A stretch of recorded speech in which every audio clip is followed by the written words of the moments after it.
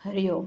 आज सोमवार 13 एप्रिल 2026 सद्गुरू ब्रह्मचैतन्य गोंदवलेकर महाराज यांच्या प्रवचनाचा हा भाग. संतांचे ग्रंथ ऐकूया. संतांचं ज्ञानच असं की त्यांना वेदांताचे मर्म आपोआप कळतं. अमुक एक ग्रंथ कोणी लिहिला, केव्हा लिहिला, कुठे लिहिला, यामध्ये अमक्या पानावर काय आहे, या गोष्टी एकवेळ संतांना सांगता येणार नाही, पण त्या विषयाचं मर्म त्यांना बरोबर ठाऊक असतं. आपण पोथीतले नुसते शब्द तेवढे वाचतो, त्यांचा अर्थ संतांच्या कृपे वाचून कळणं कठीण आहे. बापाचा निरोप लहान मुलं आईला आपल्या जेवढ्या बोबड्या शब्दात आणि स्वतः कळवला त्याला जो कळला असेल तसा सांगत असतो, तितपतच पोथीतल्या या शब्दांचा अर्थ आज आपल्याला सांगता येईल. संतांनी ग्रंथ लिहिले याचं कारण, ज्यांना बुद्धीने खात्री करून घ्यायची आहे त्यांनी ती करून घ्यावी आणि परमार्थ करावा. संतांच्या वचनाचा ओढून ताणून अर्थ करू नये, त्याचा सरळ अर्थ घ्यावा. ग्रंथ वाचित असताना आपली मतं बाजूला ठेवावीत. एक अक्षरावर दुसरं अक्षर लिहिलं तर पहिलं दिसत नाही आणि समजत नाही, म्हणून शुद्ध मनाने ग्रंथ नेहमी वाचावा. आपल्या वडिलांचं पत्र जर आपल्याला आलं तर आपण त्यातलं अक्षर अक्षर वाचतो.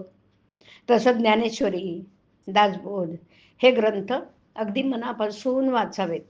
पुष्कळ लोक जे पोथी ऐकायला जातात ते लोकांनी बरं म्हणावं यासाठी, किंवा करमत नाही यासाठी, किंवा इतर उद्योग नाही म्हणून जातात. असं करणं योग्य नाही. खरं म्हणजे संतांचे ग्रंथ वाचून स्वतःला काय करायला पाहिजे ते शोधून काढून तेवढे करणारे लोक हे थोडेच असतात. ते ग्रंथ वाचून त्याचा अर्थ नीट समजणारे लोक त्यापेक्षा जास्त असतात.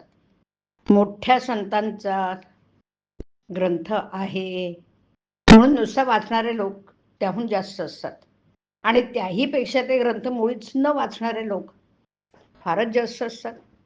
जगाच्या प्रवाहाच्या उलट जायला संतांजवळ शिकायचं असतं. संतांना व्यवहारापुरती देहाची स्मृती असते. बरं, ते देहाला सावलीप्रमाणे मानतात. सावलीला दुःख झालं म्हणणं केव्हाही अयोग्यच ना. आणि म्हणूनच संतांच्या मनावर सुख दुःखाचा परिणाम होणार नाही, होत नाही. संतांचे लोक कितीतरी कष्ट संतांकडे लोक कितीतरी कष्ट करतात आणि ते लोक त्यांच्या नात्यागोत्याचेही नसतात. संत त्यांना काही देत नसताना ते इतके कष्ट करतात, याचं कारण संतांचा त्यांच्याविषयी असणारा खरा आपलेपणा. संत एकांतात जातात याचं कारण असं की लोकांतात त्यांना भेटणारे निराळे असतात आणि एकांतात भेटणारे निराळे असतात. लोकांतात संतांची शांती बिघडते असं मुळीच नाही. पण एकांतात भेटणाऱ्यांना लोकांतात भेटता येत नाही म्हणून ते एकांतात जातात. कोणत्याही संतांचा ग्रंथ वाचताना तो कृतीत आणण्याकरता आहे ही भावना ठेवून वाचावा. हरिओम. हरिओम तत्सत. हरिओम.